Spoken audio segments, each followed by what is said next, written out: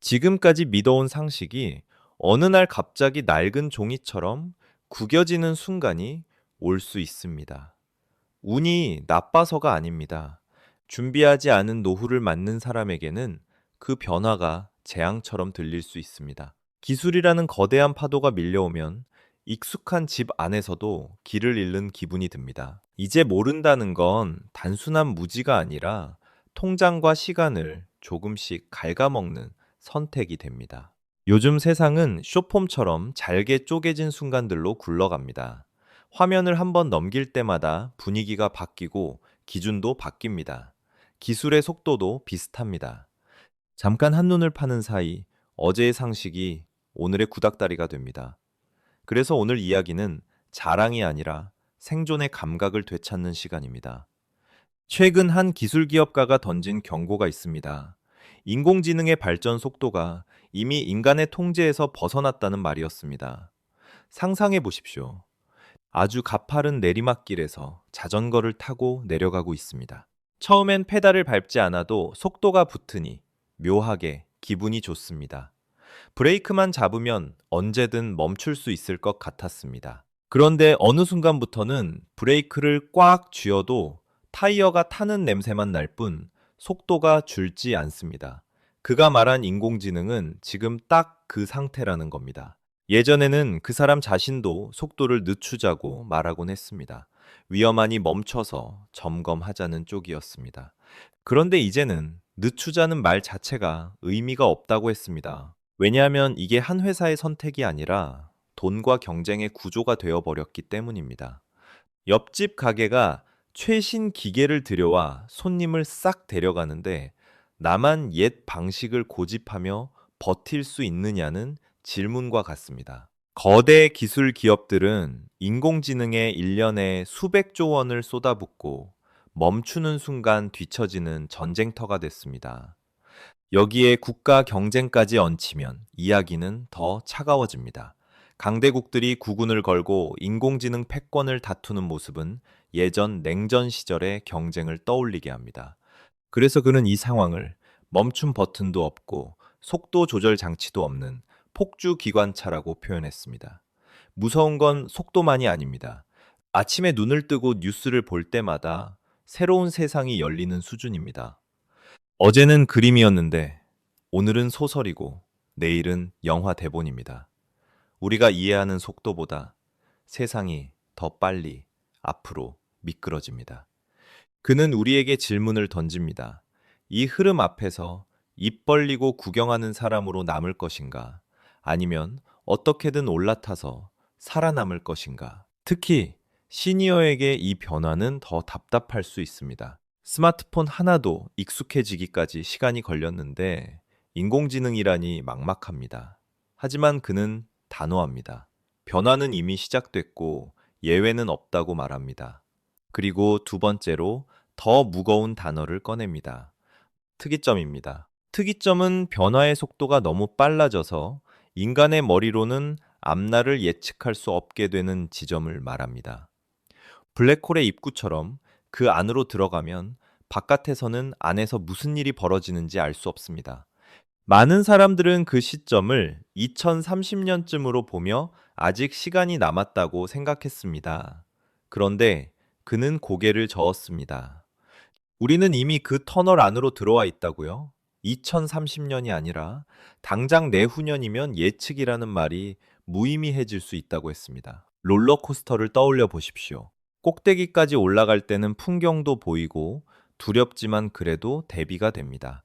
그런데 꼭대기를 찍고 수직으로 떨어지는 그 찰나에는 생각할 틈이 사라집니다. 그는 인류가 지금 그 낙하의 시작점에 있다고 진단했습니다. 지난 3년을 돌이켜보면 그 말이 허세처럼만 들리진 않습니다. 2022년 말 대화형 인공지능이 처음 크게 등장했을 때만 해도 많은 사람은 신기한 장난감쯤으로 여겼습니다. 그런데 불과 2년 뒤 인공지능은 일과 공부의 방식 자체를 뒤집어 놓았습니다. 2026년 현재 인공지능이 미국 변호사 시험에서 상위 1% 수준의 성과를 냈다는 이야기까지 나왔습니다. 의사 국가고시도 만점에 가까운 점수로 통과했다는 소식이 이어졌습니다. 소설을 쓰고 영화 대본을 만들고 복잡한 프로그램까지 직접 만드는 모습은 이제 낯설지 않습니다. 그 사람은 자신도 매주 몇 번씩 실력을 보고 입이 벌어진다고 했습니다. 더 무서운 건 월요일의 놀라움이 수요일이면 구식이 된다는 사실입니다. 이건 선형이 아닙니다.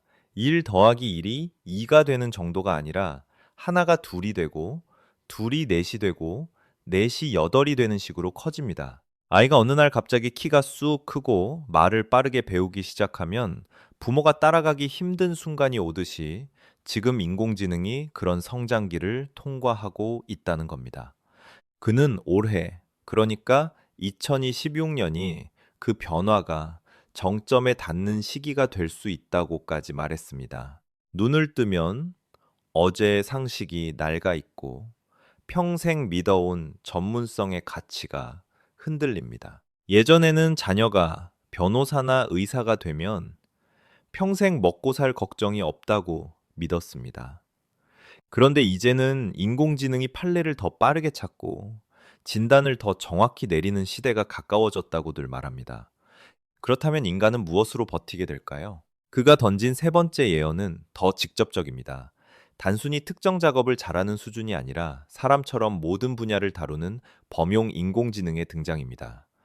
지금까지의 인공지능이 한 가지 재능만 가진 바보 천재였다면 이제는 여러 일을 동시에 해내는 만능 인재가 나온다는 이야기입니다. 그는 그 시점이 올해 2026년에 가능하다고까지 말합니다. 식당에서 직원을 뽑았는데 요리와 서빙은 물론 장부 정리와 기계 수리까지 척척 해내고 손님과 깊은 대화까지 나누는 직원이 생기는 장면을 상상해 보라고 합니다. 사장 입장에서는 한 명만 있어도 세상이 달라질 겁니다. 하지만 그 편리함이 곧 우리 아이들의 자리를 흔들 수 있다는 게 문제입니다. 전에는 기술 하나만 제대로 배우면 평생 간다고 했습니다.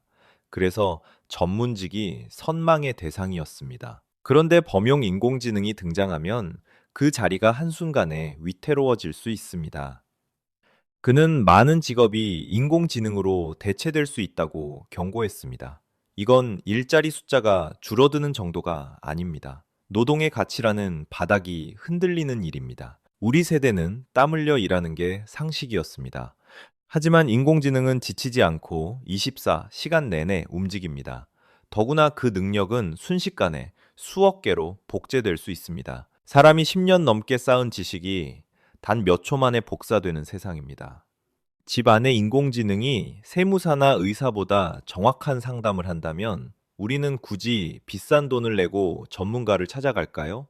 아마 아닐 겁니다. 그는 이 변화가 인류 역사에서 가장 큰 전환이 될 수 있다고 말합니다. 불을 발견한 것보다 더 큰 충격이라고요. 그러나 그는 공포만 이야기하지 않습니다. 기술이 인간을 대신할 때 인간만이 할 수 있는 고유의 가치를 다시 묻자고 합니다. 사람의 마음을 어루만지고 진심 어린 공감을 나누는 일은 여전히 인간의 영역입니다. 동시에 경제의 기준은 더 냉정해집니다. 지식을 머리에 쌓는 것보다 인공지능을 얼마나 잘 다루는지가 새로운 부의 기준이 될 수 있습니다. 여기서 질문이 하나 더 나옵니다. 인공지능이 인간 전체를 합친 것보다 똑똑해지면 돈의 가치는 어떻게 될까요?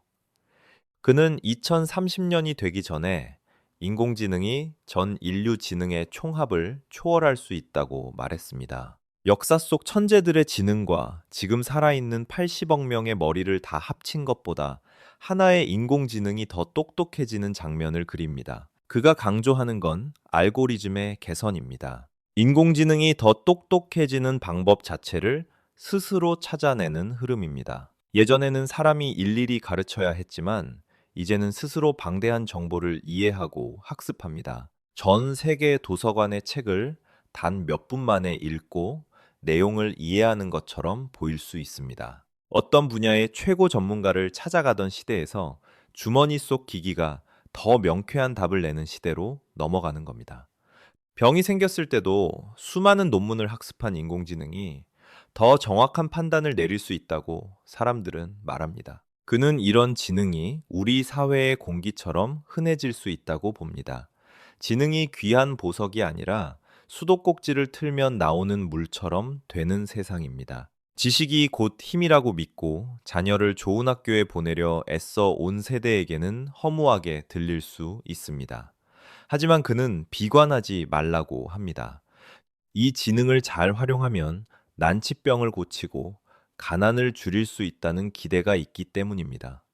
다만 지능이 공짜가 되면 가격이 무너집니다. 여기서 다섯 번째 예언이 나옵니다. 가격의 파괴입니다. 우리가 무언가를 살 때 내는 돈의 대부분은 사실 사람의 인건비입니다. 빵 하나를 살 때 밀가루나 설탕 값은 크지 않습니다. 새벽부터 반죽하고 굽는 사람이 받는 월급이 가격의 대부분입니다. 그런데 앞으로 그 노동력이 거의 공짜가 될 수 있다고 그는 말합니다. 인공지능과 로봇이 그 자리를 대신하기 때문입니다. 그러면 물건 값은 원재료와 전기만 남습니다. 돈의 힘이 점점 약해지는 탈화폐와 같은 현상이 온다는 설명입니다. 의사 한 명을 키우는데 11년이 걸리고 수억 원이 든다고 했습니다. 하지만 인공지능 의사는 한 번 만들어지면 복제하는데 돈이 거의 들지 않습니다. 11년의 시간이 1초로 압축되는 셈입니다. 그는 지능을 공짜로 쓰는 자원이라고 표현했습니다. 공기와 햇빛처럼 누구나 비용 없이 쓸 수 있는 수준으로 내려온다는 이야기입니다. 그러면 비싼 변호사를 고용하고 좋은 병원을 찾아다니던 시대는 달라집니다. 거의 무료에 가까운 수준으로 최고의 서비스를 누릴 수 있다고 봅니다. 그런데 반전이 있습니다. 모든 게 싸지면 좋은 것만 같지만 우리가 평생 믿어온 저축의 가치가 흔들릴 수 있습니다. 평생 아끼고 모아 자산을 키워왔는데 돈의 힘이 예전 같지 않다면 어떨까요? 퇴직금으로 받은 5억 원이 지금은 큰 돈이지만 모든 게 거의 공짜가 되는 세상에서는 그 가치가 어떻게 읽힐지 아무도 장담하지 못합니다. 그는 이 가격 붕괴가 사회를 근본부터 흔들 거라고 말합니다. 여기에는 우리가 거의 겪어본 적 없는 경제 풍경이 있습니다. 구조적 디플레이션입니다. 평생 살아오면서 물가가 떨어지는 경험은 드뭅니다.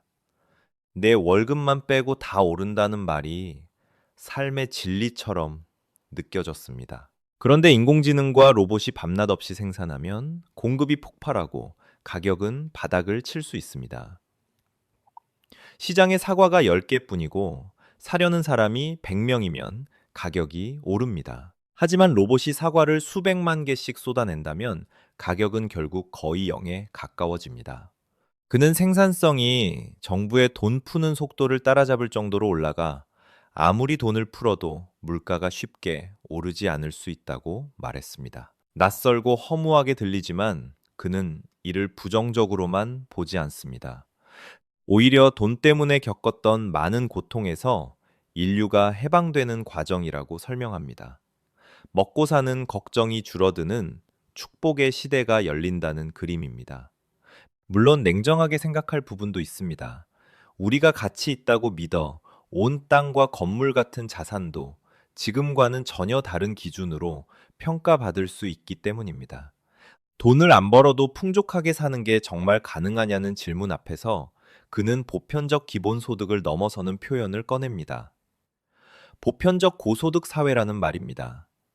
정부가 돈을 많이 나눠줘서 부자가 되는 게 아니라 우리가 쓰는 물건과 서비스의 가격이 바닥으로 떨어져서 결과적으로 소득이 크게 늘어난 것과 같은 효과가 생긴다는 뜻입니다. 예를 들어 보겠습니다.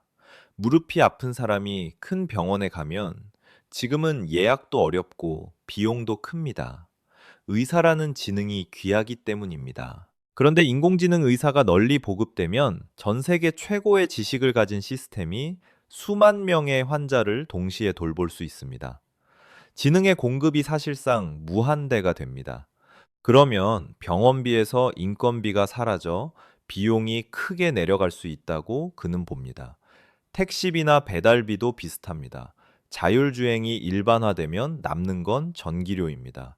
지금의 10분의 수준으로 떨어질 수 있다는 상상입니다. 지금은 100만 원으로 한 달 살기가 빠듯하지만 물가가 10분위로 내려가면 그 100만 원은 지금의 1000만 원과 같은 체감이 될 수 있습니다. 그가 말하는 보편적 고소득의 의미는 누구의 주머니도 털지 않으면서 모두를 풍요롭게 만드는 가격 붕괴입니다. 하지만 그는 장밋빛 미래만 말하지 않습니다. 그보다 먼저 한국이라는 나라 자체가 흔들릴 수 있다는 경고를 던집니다. 결혼을 미루고 아이를 낳지 않는 일이 일상이 된 현실을 보며 이미 되돌리기 어려운 인구 붕괴 구간에 들어섰다고 말했습니다. 출산율이 인구를 유지하는 데 필요한 수준의 절반에도 못 미친다는 표현도 나옵니다.